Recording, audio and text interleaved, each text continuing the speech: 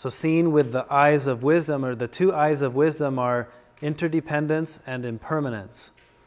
And these are topics that are covered in all Buddhist schools of thought. And those are the two topics we're discussing next. So the nature of change is the nature of impermanence, that all things are impermanent. So we exist on the plane of space and time, right?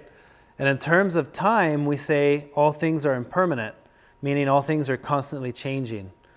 And in terms of space, we say all things are interdependent. So this hour, we're going to focus on the nature of change, which is the time aspect of the experience of life. And that's that all things are impermanent. And really what that means is that all things are constantly changing. Meaning the me that just said that 5 seconds ago is not the same me that's talking now. In a very literal way, change is the constant. From cells regenerating, hair and nails are growing. Physically you're not the same you that you were when you were 5. So in a physical way, we understand the notion of change. We're always changing. But we also change on every other aspect, emotionally, intellectually. Change is the constant, right? So the moment we become attached to how we think we should be, that's attachment. Because there is no how you think you should be, because as soon as you get there, you've already changed. Now you're something else. You're constantly changing. So the nature of change is the understanding that all things are impermanent. All things are continually evolving, continually changing. And you can observe this in science. The expansion of the universe is an indication of all things changing. You can't take a picture of the universe and be like, here it is, because it's already changed. It's constantly expanding, constant change. And that's how time works. You can't pause time. You can't take a snapshot and be like, okay, here it is, because by the time you're looking at it, it's not that anymore. So before we jump into that too much more, I forgot, we're going to do the meditation now. So what I want you to focus on in this meditation, it's another 5-minute meditation. This time we're going to focus on thoughts. So the way this will work, you're just going to observe your thoughts. And what I want you to notice is how quickly a thought gets replaced by another thought, that gets replaced by another thought. And that process never ends. It's a continual stream of change. And what's fascinating is you can observe a thought, and then you can observe the thought that's observing the thought, and then you can do that again. And it's like, wow, it's incredible how our minds work. So rather than trying to make any meaning of this, we're not trying to control our thoughts. We're not trying to stop our thoughts. We're just observing our thoughts. Just like you would if you were sitting out there looking at clouds in the sky. That's how I want you to treat this. And it will still be guided, but probably less than the last one. But it's all about your thoughts, observing your thoughts. And when you get distracted, because here's what will happen. You'll be thinking, oh, I'm observing my thoughts, and then you're riding on a horse in the field, and there's this castle, and you're like, wait, what am I doing? Go back. At least that's how my brain works. What I want you to do is practice pausing and going back to observing. So the whole part of the practice here is catch that you get distracted and how quickly you go from observing to creating thought. And don't try to stop that. Just say, okay, that's what just happened. Now let me go back to observing. And just observe your thoughts. There's no wrong way to do this. There's no right way to do it. You're just observing. And when you're observing, you're just seeing what's there. Okay? All right, so I'm going to start the timer. Go ahead and close your eyes and get comfortable, and you'll hear the first bell here. Just get settled with this first sound.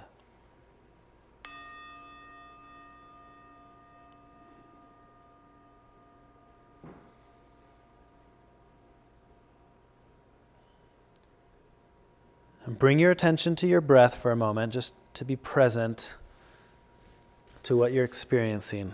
Observe your breath for a moment, the natural rise and fall of the breath.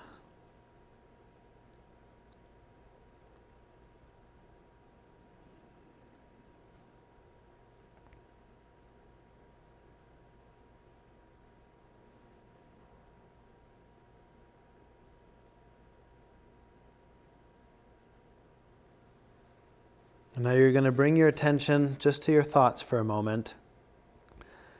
And I want you to practice the non-judgmental observation of your thoughts. Try to be neutral. Imagine you're just watching.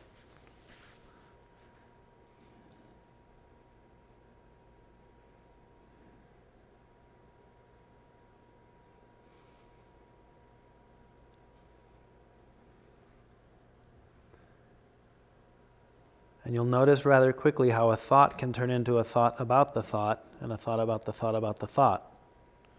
Just observe it. Don't make meaning behind the thought or your thoughts. Just observe your thoughts.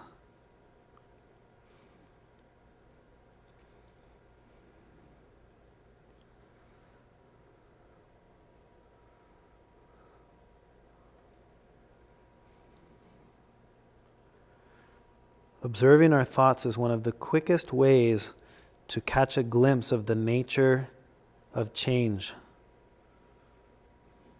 Thoughts are so impermanent that they're replaced almost instantaneously by other thoughts. And we just want to observe that.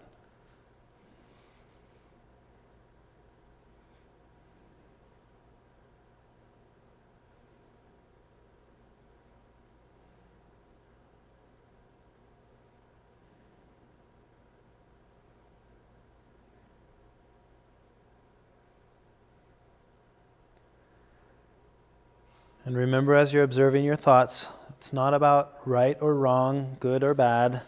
They're just your thoughts. There's no wrong way to think.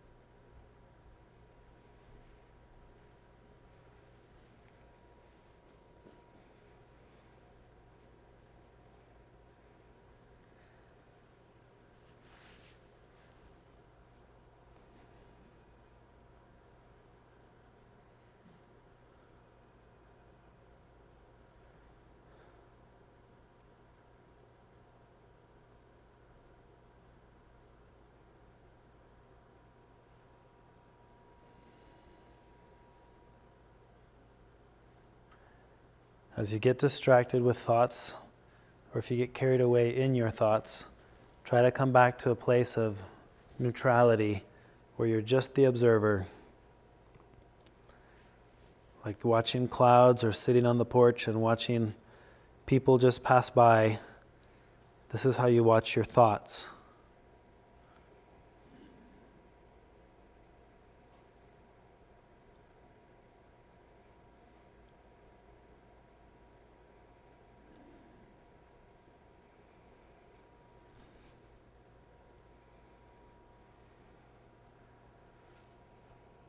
And now bring your attention back to your breath and into the space where you are in this room. Try to be aware of what it feels like to just be here. Observing your breath, observing your thoughts, and in general just observing, not making meaning, not categorizing into good or bad, right or wrong. You're just observing. And imagine how that would be if you were able to extend that out into life.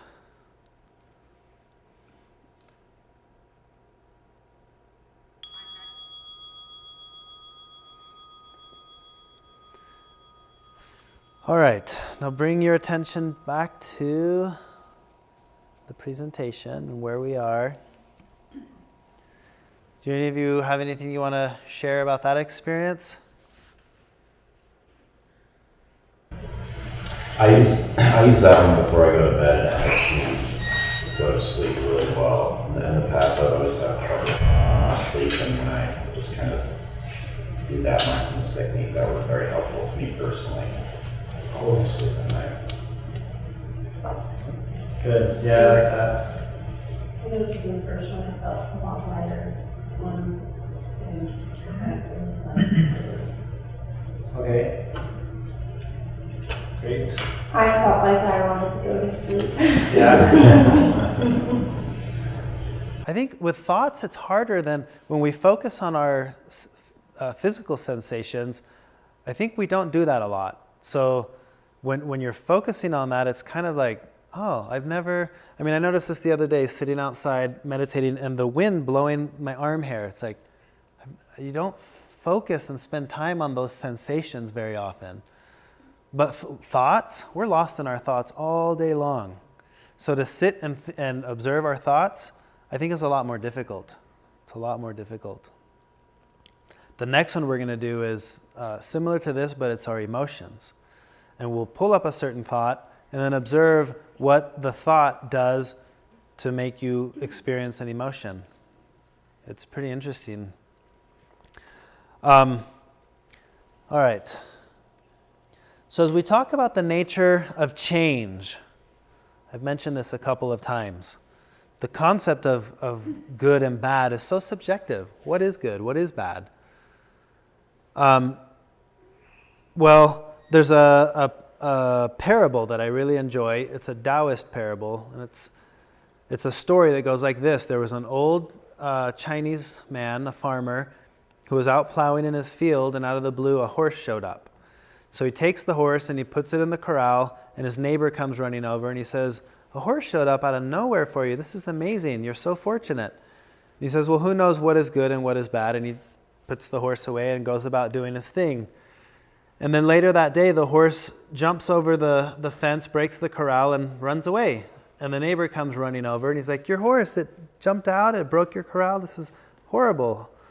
And the old man just says, "Who knows what is good and what is bad?" And he goes about doing his thing. And later in the day, the horse comes back with 3 more horses. So he takes them, he puts them all in the corral, and the neighbor comes running over, and he's like, "Your horse, it's back, and now you've got 3 other ones? This is incredible. You're so fortunate." And he says, "Well, who knows what is good and what is bad?" And he goes about doing his thing.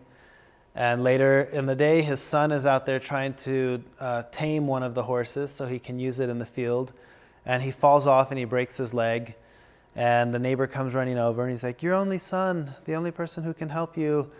This is so unfortunate." And the old man says, "Who knows what is good and what is bad?" And he takes his son, puts him in the house, keeps going about doing his thing. And the next morning, the army comes into town, and they're conscripting all the youth. And they come to take his son, but they can't take him because he has a broken leg. And they take the neighbor's son, and the neighbor's all distraught. He comes running over, and he's like, "You're so lucky because..." And then he pauses, he's like, "Who knows what is good and what is bad?" And he goes home. And that's the end of the story. And it's one of my favorite stories because that's life.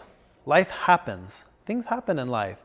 We're the ones who pause and make meaning of these things. This one's good, this one's bad. And it's always based on perspective. It's always based on perspective. What might be good for me might be bad for you. And good and bad is a subjective thing. And the parable, what it's trying to convey is the danger of assigning good and bad to the events as they unfold in life is dangerous because it can cause suffering. We don't know the big picture. We don't know, what happens next. And then the hindsight bias is that we look back and it always makes sense looking back. I should have never done this. I should have only done that. It always makes sense in hindsight. But we can't do that going forward. So the understanding of the nature of change is essentially this. It's always now. It's always now. And you'll never get to then, whatever then is, whatever, you wait for then and it finally gets there, but now it's now again. And you're waiting for another then and you never get there. It's always now. And because it's always now, you can't ever grasp it. Because the moment you hold on to it, now is past. And you're waiting for another then. And it's like there's this window of now, and it's a screen, and it's projected, and you can't pause it, you can't stop it. You can be with it as it happens, but the moment you think you got it, it's gone. Because in that very moment, it became the past. That's the teaching of the nature of change, is that life is a continual process of change. We are a continual process of becoming. And there's nothing you're supposed to become, but you're constantly changing. So we're a continual process of becoming. And in that process, it's always now. So we take our experiences as they unfold in life and we categorize them. I like this, I don't like this. I want more of this, I want less of that. And that's okay, that's natural, but it becomes dangerous if we categorize these as an inherent good, inherent bad. Because again, we talked about this earlier, what might be good for one culture or society or belief system is not for another. And it's a problem if they both think they're right. And it doesn't take a lot of looking to see where this becomes a big problem. Even, today, we've got this problem all over the world. So when we take this and we apply it to attachment, because remember, our whole goal with this is there's attachment and non-attachment. Mindfulness is the exercise of being open to whatever is. You're not attached. So if you apply this to time and in a world that's constantly changing and you're not attaching, what that means is whatever is just what is. When I'm sad, I'm just sad. And when I'm angry, I'm angry. And when I'm happy, I'm happy. And you allow things to be what they are because you're only going to run into problems when you try to make things not what they are. Does that make sense? Okay, so I want to tell you another story. This is from a Sufi poet, and I think that has other sources too, but the story is the phrase, "this too shall pass." There was a man who was upset, and he assembled all of his wise men. He was a king, because it's always a king in these stories. And he asks his wise men to come up with a phrase that will help him to feel happy when he's down. So they think about it and they come up with different ones like, no, this doesn't work, that doesn't work. Well, they finally create a ring with this message, "this too shall pass," and they give it to him. He's like, that did it. Now he's optimistic because he was sad and he realized this too shall pass. And now he's happy. But it ends up being his curse because when he's happy, he looks at the ring and realizes this too shall pass. And the moral of the story is that all things pass. And it's thinking that we go from bad to good, then you're caught up in the cycle that perpetuates suffering because you never get there. Because the moment you get there, there's gone, there is here, or then is now. It's always now and it's always here. So this too shall pass is a reminder that is good when things are bad, but it's also a little bit sad when things are good. And all you have to do is think of the time that you had with your grandparents or with your parents or with siblings. Everyone that we've ever loved is going to be gone one day. And that can be sad, but at the same time, it can be a very powerful reminder to be present with them now, because now is the only thing that you have. And the teaching of the nature of change is exactly that all things are constantly changing. So there's a really powerful implication in the understanding of things constantly changing. Because the implication is this: there's no permanent you. There's no you that's the permanent fixed you. There's the continual changing you, and that in that space there's a lot of freedom. If you truly grasp that and understand that, now you don't have to get caught up in this creation of who I am and who I was and who I will be. It's all an illusion, because there's no such thing. There's who you were is who you are. That's just in the past. It's always just who you are. And same with the future. So the correlation of past, present, and future in Buddhism is that it's all the same. Because think about this. The present is the sum total of the entire past. So the present and the past are linked in a very intricate way, because the present wouldn't be the present if it weren't for the past. You can't have the present without the past.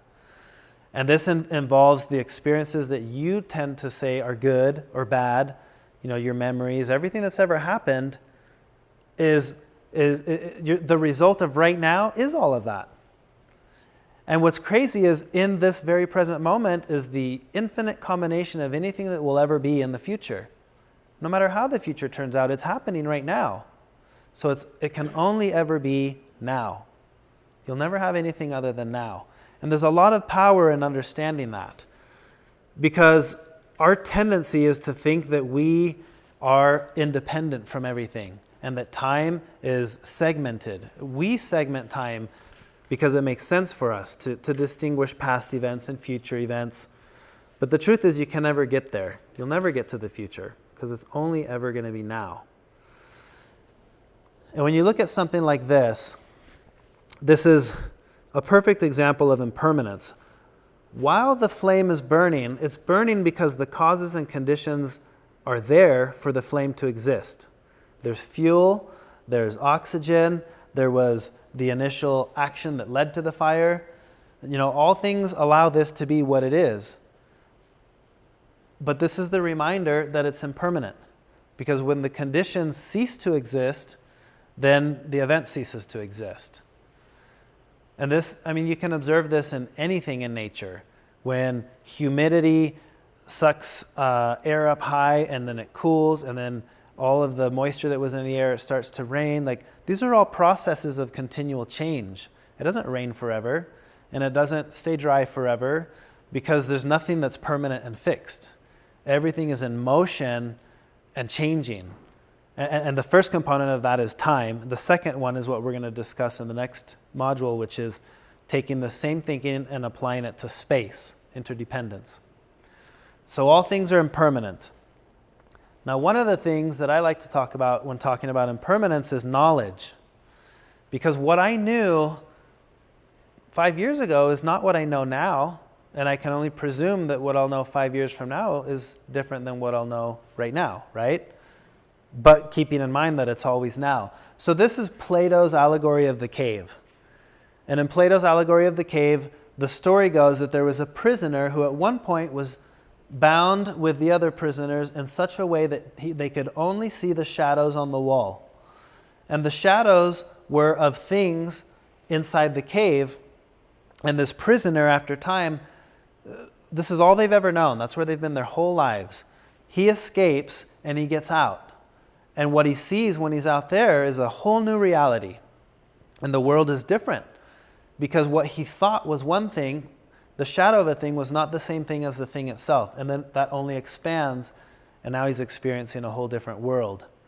Now, he tries to come back in, and he tries to tell these guys, hey, guess what? This is not what you think it is. This is called shadow. It's because there's light. He tries to explain it to them. And what do you think they do? They want to have nothing to do with it, because it doesn't make sense to them. And it's not that they don't want to know, it's that they can't know. You can't force knowledge and the experiential knowledge on someone else. It has to be experienced. I experienced this firsthand when I have an identical twin brother. Most of our lives have been pretty similar. But when he had his first child, he was telling me what it's like to be a dad. And I was like, oh, yeah, I get it. Yeah, I see her. I get it. It's, and I thought I knew what that meant. But then 3 years later, I had my own kids, and I was like, oh, that's what it feels like. Wow. You just can't know. Or trying to tell someone, if you've been to the Grand Canyon, and you're trying to tell someone what it's like to experience the Grand Canyon, you can try to explain it. And they can conceptualize what it might be like, but they cannot know what it will be like until they go, right? So the allegory of the cave, to me, is applied to the nature of change, is that our knowledge is constantly changing. And the paradox that Buddhism would add to this story is that he left that cave, and now he's enjoying this new view, and at some point he's going to realize he's just in a bigger cave. Because you go from cave to cave to cave to cave. You never escape that. Because, again, mindfulness is we're becoming aware of the things that we didn't know. So when you make it to a new level, and you think, oh, okay, now I get it. Then life changes on you, and there's nothing to get, because it's constantly changing. So it's not that there's nothing to get, that there's nothing there. It's that you can't get it because it's not permanent. The thing that there is to get evolves. You get it, and then it's gone. And then you get it, and then it's gone. And this goes on and on and on. And this is why if you can read a book that you read in high school and you're like, wow, this is incredible. And then reread it as an adult and you're like, oh my gosh, now I get it. And then you reread it again 5 years later, like, oh, now I get it. But you don't get it because it'll always adapt based on time and space. Who you are at that moment when you read it changes the whole interpretation of what it meant to you. And that's why it's, in the sense of it's always now, is that whatever makes sense now just makes sense now. And whether you're at this point or you're at that point in whatever cave, there's nothing to get, because the moment you think that you got it, you've made it permanent. And what this is trying to say is nothing's permanent. Everything's constantly changing. And that's why there's nothing to get. Because you get it and then it's gone, it's changed. Okay.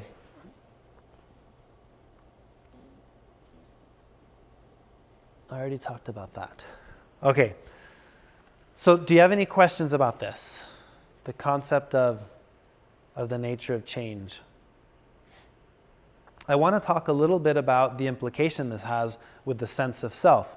In Buddhism, there's a teaching that's the teaching of no self. And what they're trying to get at is the realization that if there's no sense of permanence, because time is a constant change, then there's no permanent you. There's only the you that you are, but that's constantly changing. And you can observe this by looking at personalities, moods. You know the Snickers commercial where it shows somebody and it's like a diva and they're like, here, eat the Snickers. They eat it and then it goes back to who they were. And then the message is, you're not you when you're hungry. You know that commercial? There's a lot of truth to that. But it's true in the sense that there is no you that's like, oh, there it is, that's the you that I was looking for, because there's the you that's influenced by your mood, by hunger, by emotions you're experiencing, circumstances that you're going through in life, memories that you've had in the past. Like all these things influence who we are, but all of those things are always changing. So you can't pin it and say, here I am, this is the me, this is the one I was looking for. So it's like you wake up in the morning, just like you'd go in and pick what shirt am I wearing, you're also picking what attitude am I wearing, what personality am I, and we've got all these masks. And what you discover if you are ever able to peel off all the masks is that there's nothing there. You are the mask.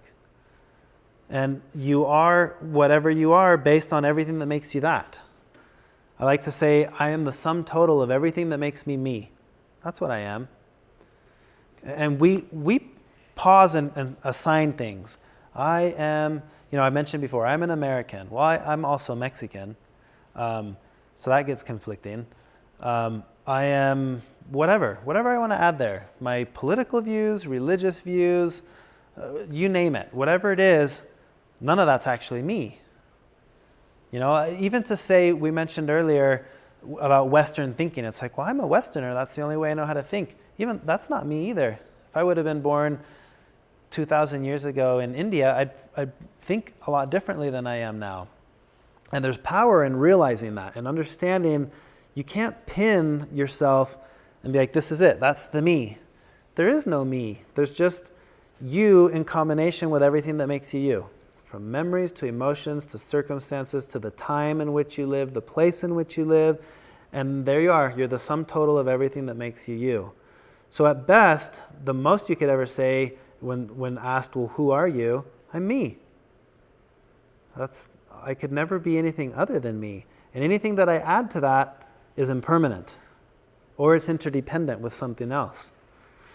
And the mistake that we make is we make things permanent. We think, we do this with spouses all the time. Who I married is not who she is today. Well, of course not. And you're not either. And guess what? That's not who your spouse is going to be in a year, or in 2 years, or in 10 years. But we want things to be permanent. We create the image, whether it's how things were or how we think things will be, and we attach. Here's life, and here's how it needs to be. And when I get there, then life is good. But you'll never get there. Because when you got there, by then you didn't even realize you were already adding other things. So in Buddhism, we talk about two forms of impermanence, gross impermanence and subtle impermanence. And gross impermanence is the obvious change. You know, there was once Rome, and Rome is gone, and we all get that. And Rome fell. That's a big example of gross impermanence. Kingdoms and countries and ideologies, all these things kind of rise and fall, and that's gross impermanence. Subtle impermanence is where we really get into trouble because we don't see it happening.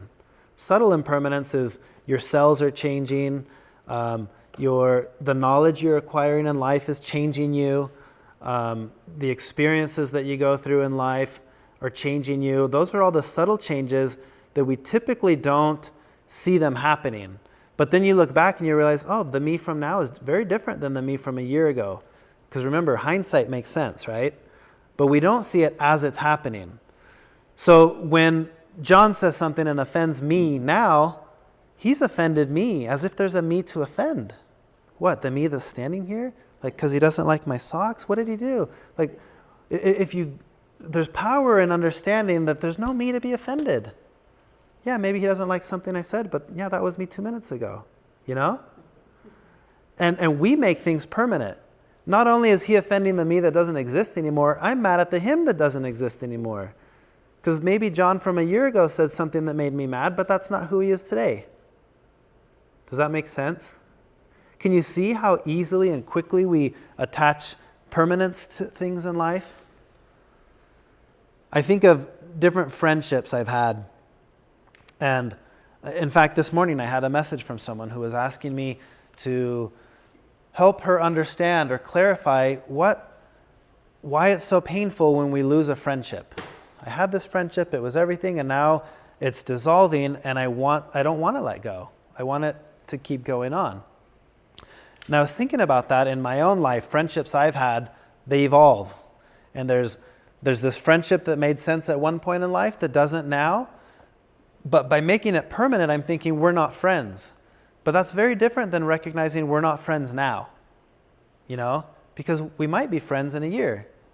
Maybe by then our views align again. Or there are so many variables there. But we make it permanent. You're either, you is or you ain't, right? Is you is or is you ain't. And that's how we treat it. That's the world of dichotomy, the world of dualistic thinking. It's either it is or it isn't.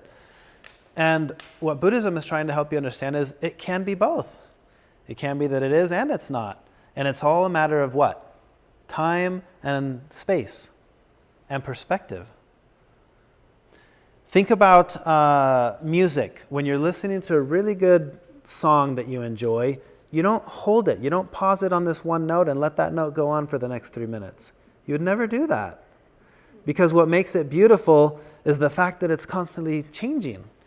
And this note leads into that note, and then there's the pause, and then the music, comes back. And I think music is the perfect analogy for life, because life is like listening to music. And you're going to hit high notes and low notes and pauses, and you're like, oh crap, it's paused. What's going to happen? Oh, there, it's back. We go through all that. But with music, we don't think twice of it, because the experience of enjoying music is the totality of the experience. We don't make the mistake of saying, here it comes, that D flat. Boom, I hit it. Okay, rewind. You don't really do that. You just enjoy the whole thing. Maybe music people do, I don't know. But typically we don't do that with music. But we do that with life, don't we? Here comes that one note. I don't want to hear that one again. Or we look forward to a note. I can't wait. I don't like this song right now, but once it hits that note, then I'll like it again. And we do that. And what we're trying to get at with this understanding of the nature of change is that it's always changing. That was the whole point, is that you can't pause it. You can't single one thing out. Like, you've got to accept the whole thing. You either enjoy the music or you don't. But you don't pick it apart and say, I will only enjoy it if it's D flats from here on out and nothing else, All right. Any comments or questions about the nature of change, impermanence? Why is it so hard for us to accept change, just because it's society? Why do we want to Yeah, that's a really good question. Why do we want to hold on? Why is this so hard for us? So I mentioned at the beginning, this is kind of the key to what Buddhism is trying to do. It's not trying to answer the existential questions of life. It's trying to answer that question. Why is this our nature? Why do we want to cling? Why do we want to hold on? Why do we suffer when we want life to be other than it is? Why do we want it to be other than it is? Why can't we just accept it as it is? And there's not an answer to that. I mean, it'd be nice if there was, because then that fixes it all. But I think it starts with accepting that accepting is hard. I can accept that I won't accept. And there I just started. Now I'm accepting. And I think when it comes to understanding the nature of being human, that's an important part of it, is I have to understand that the nature of the experience of being a human is that I want things to be other than they are. And I start with accepting that. And then you take time. That's the contemplative practice. Mindfulness is you focus on those questions. Why do I crave this? I like to think about this when I used to come home and, if my wife was mad because I forgot to take out the trash that morning, it was like stimulus reaction, right? It's like, oh, you're mad about that? Well, I'm mad about, and then boom, boom, boom, boom, boom, boom. Before we even know it, it's like, okay, why did we just fight for an hour? And what I like to do now is the moment I experience anything, any kind of emotion like that, I think, okay, why am I really angry? And I pause, and I'll just sit with it for a while. And usually I'll find, oh, I'm not mad that she said I didn't take out the trash. I'm mad that, this was going on at work and I'm just in a bad mood. And she happened to tell me about the trash while I was in a bad mood. And you start to separate things and then it changes. It's that process of taking the time to look at the way we see things, then the way we see things changes. And I think the answer to your question is, it's about why are we that way? Why does it matter that we're that way? Why do we not like to be that way? You know what I mean? And I don't know the answer. And I think it's a very individual process that's going to be very different for you versus someone else. For me, it's just, that's part of the spiritual journey that I see in contemplative practice, is the meaning that we make and the connection that we feel in life. We explore those questions. Why do I do this? Why do I do that? And sometimes the answer is, I don't know. And I think that's a perfectly acceptable answer. In fact, Buddhism tells you that the only acceptable answer is, I don't know. That's it. That's the answer. And the problem isn't that we don't know, it's that we don't like that we don't know. That's the problem. If we were okay with not knowing, it wouldn't be a problem. Like, that's just how I am. But I'm not okay with that, And then that's why it's a problem. What about fear? I keep focusing on, maybe it's because of fear that we care so much, because we're fearful of what might occur instead of just accepting what is. I think that's a big component. Fear. That's why that quote earlier, fear of the unknown, sometimes we'll stick with suffering because it's familiar, out of fear of what could be, because if there's any chance it could be worse, I'll just stick with how it is. And you see this all the time. Someone will stay in a job they don't like because at least it's safe, I think fear is a big component. So I've heard meditation described as the practice of becoming comfortable with discomfort. You sit there and you're on a cushion and it's like, well, this is nice, this is easy. But give it 5 minutes, you're like, oh, my foot's falling asleep. And you're practicing the art of becoming comfortable with discomfort. It's like the inclination is, well, then adjust, move. But what if you didn't? What if you're like, I'm going to just be with that for a minute and see what happens? And you practice becoming comfortable with discomfort. And I think that kind of becomes the key with life. Because if you don't have that fear and you can become comfortable with discomfort, then there are no problems anymore. It's like, yeah, this happened and I don't like it, but it's what it is. I'm just going to be with it.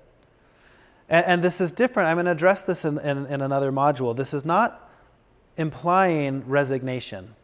I'm not implying that, okay, well, what is, life's crumbling around you. And I'm like, yeah, that's not the point.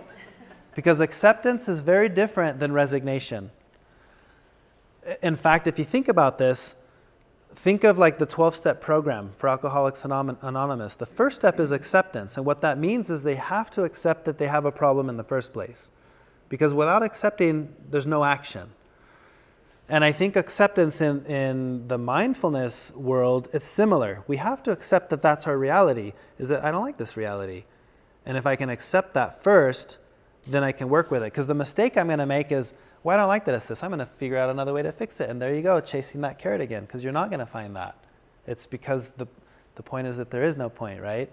So we accept and we acknowledge, okay, that's our nature. Now how do I work with that? How do I practice becoming comfortable with discomfort, learning about knowing the things that I don't know about? All these things come into play after we've accepted the nature of reality. And that's in these components of the nature of suffering, the nature of change. The next one we're going to discuss is the nature of interdependence. So you're, like, if you're going through a hard time, and it's basically a really hard time. Yeah. And it's, somebody's sick or something, whatever.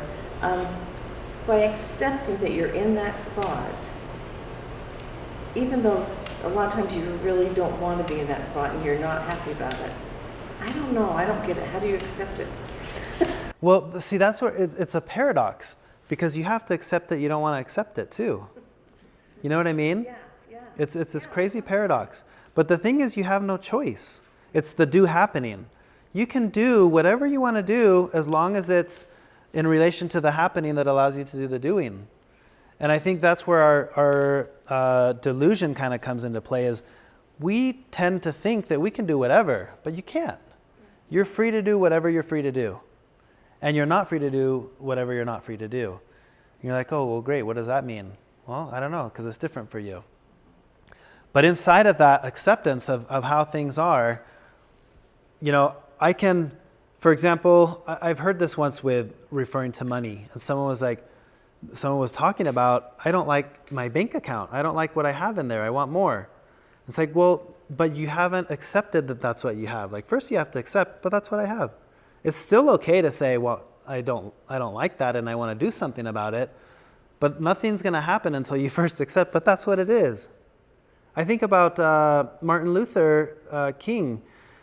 There was acceptance of, here's how life is, and I don't like it.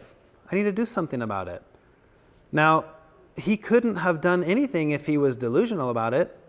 Like, no, that's not what it is. Things are good. He had to accept, no, this is how it is, and it shouldn't be this way. Let's do something about it. So that's the difference between acceptance and resignation. Resignation, and I think they kind of get confused a lot. We think by being accepting, what you're doing is just resigning to what is, but it's not. It's accepting what is recognizing this is what is, and now I can do something about it. Because you can't do anything about it if you don't even accept that that's what it is. And there's another part of this. I have to accept what it is, realize it isn't my fault. Don't blame myself, or I don't know where that comes into this. And then try and do what I can with it. Mm-hmm. Yeah, that part of it will make more sense with interdependence. How parts connect to each other is what we're going to discuss next. Okay, any other comments on this yet, or on this? Yes? So it has to do with, you brought up a good point when you said fault, because I see that a lot in the world. People, if you're caring for someone who's 850 pounds and they have a heart attack, they are in a state sometimes of denial and say, well, it's not my fault that this happened. And I struggle with that in terms of making sense of all of this. Mm-hmm. 850 pounds, is that a realistic groundwork put in my mind in being mindful that I am what I am, but I'm not what I am, but I am. Yeah, that's a tricky one. I like to think of it, when I think of that, it's like you look at someone who's a suicide bomber, for example, and imagine the mentality and the indoctrination that it took to reach that point, and think, who's at fault there? Like, is he at fault for doing something he knows he shouldn't do? Or is he doing something he actually thinks he should do? That's the problem, right? Is that they're doing something they think they should do. And so where does the fault lie? Is it the person who taught them that? Is it the society that's accepting that? It's like, where do you draw those lines? Because what we can't do is assume that they view it the way we do, because they wouldn't do it if they viewed it the way we do it. They just wouldn't. And on the flip side of that is the understanding that we would do exactly what they were doing if we were them. That's where it really gets tricky. We look at people like in history, like Hitler, and there are these anomalies. Like, I would never do what he did. But the truth is, you would if you were him. You would have done exactly what he did, and that's scary. And it puts us in a position to scrutinize ourselves.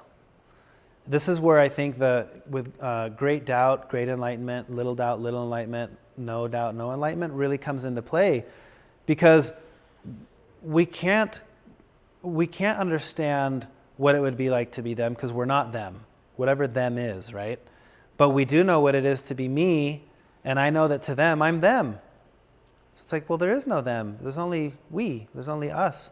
We just, from my perspective, us are the good guys and them are the bad guys, but they're thinking the exact same thing. That's the problem. So when it comes to fault, I think it gets tricky, because you can't just say, oh, well, you were raised this way, so go rob that bank, go ahead. It doesn't work that way. But in some ways, there is something to be said with the culmination of their life events leads them to do what they're doing in that moment. So I think it requires compassion to understand, okay, I'm not going to view this as inherent evil person. It's like that doesn't help anything. But what I can see is ignorance. If you saw this differently, let's talk about this, let's talk about that. It's tricky. I think that's one of the trickiest things to understand is, and this is karma. We're going to talk about this. It's the law of karma, which is understanding action. I'm going to explain that in its own, but I think we'll get to this. So we'll keep this in mind and see if we can get to something better. Okay. Question. Going back to your Martin Luther King example, how do you reconcile that with the definition of suffering, which is wanting life to be different than it is? Yeah, so remember, the point isn't we can't eliminate suffering. So you use it. It's a tool. And wanting life to be other than it is can be the catalyst for action, with suffering. So it's really suffering, or self-inflicted suffering, is wishing life would be different than it is versus sitting with the discomfort and doing something to change. Yeah. I have no doubt there was a tremendous amount of suffering going on his part, because life was not how he wanted it to be. Yeah, and the mistake we make is thinking that that's bad. Suffering is bad, because what we're trying to get at is the understanding that suffering is not bad. It's universal, and it's going to be experienced. The only reason it's bad is because we don't want it. So if we can understand that, okay, suffering, it's going to be there. In what ways am I suffering? Okay, in this way. Well, what can I do about it? Boom, and all of a sudden you're on a path that's led to action, like Martin Luther King, I think, would be a good example of that. Using suffering and acceptance to initiate action that ended up minimizing a lot of suffering for a lot of people. Does that make sense? You're going to ask something? Two thoughts about the suffering. First of all, I think that it's easier to deal with suffering if in our mind it has a purpose. I mean, all of us can look back on times we've suffered and recognize that's when we've learned, we've been, more vulnerable, more humble, and we learn life lessons. We become more compassionate. And then my other thought, when you were talking about, a suicide bomber, and for us, it's very black and white. What they're doing is wrong. But if we were the suicide bomber, we would look at westernized society and think, that we're corrupt. Again, aren't we talking about empirical and conceptual thinking? We think that there's this black and white, right and wrong. That really it's conceptual, and it's dependent upon the world you live in. You see things. Yeah, thank you. Yeah, it's very much driven by where you live and when you live. Yeah. I was thinking something I wanted to add real quick. When I talked about the story of the farmer and the events that are happening and who knows what is good and what is bad, I don't think, in my version of the story, I don't think that the farmer is numb and that he's not experiencing emotion. In my version, I imagine when his son fell and broke his leg, there's heartache and there's sadness, and I'm sure he thought, oh, well, who's going to help me now? The difference is being with the emotion versus assigning meaning to that. Saying, God's punishing me or something. That's the mistake. And for him, it would have been more like, obviously take him in, put a cast on. Like, you do what you need to do and you process the emotions the way that you need to process them. But what he doesn't do in that story is assign inherent good or bad meaning to that, because he doesn't know what's coming up. If in that moment he knew, hey, the army's coming tomorrow and you're lucky, your kid's going to be okay, he would be thinking, oh, good, I'm glad he broke his leg. But in the moment, you can't think that, because you don't think, oh, I'm glad I broke my leg. You're just thinking, oh, I'm sad I broke my leg. But you're not thinking, this is bad, as in there's a source of badness out there that's causing this. That's the difference in this parable. It's the assigning meaning that's the problem. The events are never the problem. It's the meaning we assign to those problems. And I like to remind people in that story that this old man had feelings. He's not numb, and he's not just saying, ooh, whatever is what is. He's not doing that. We don't go through life like that.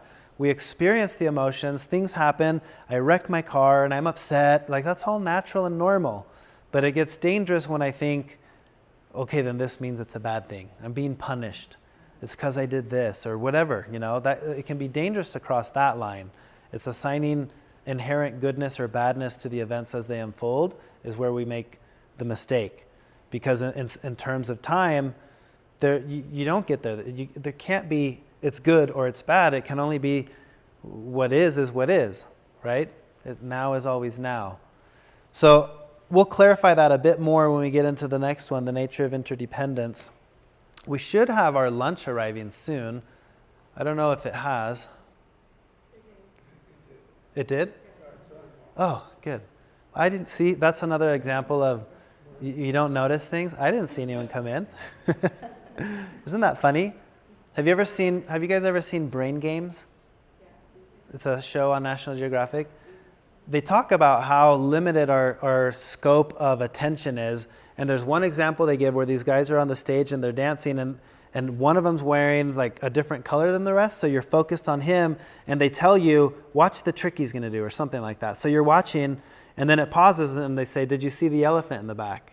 And of course you didn't. He was like, no. And they replay it, and sure enough, an elephant walks past, and you're like, wow. And it's just to illustrate how, and I think it's a good example for mindfulness. That's life, isn't it? We're not mindful of everything that's happening. And that's the point, is we can't be. There's no way we can't. So we become mindful of the fact that we're not mindful. And there you go, you just started the process. All right, so we're going to break for lunch.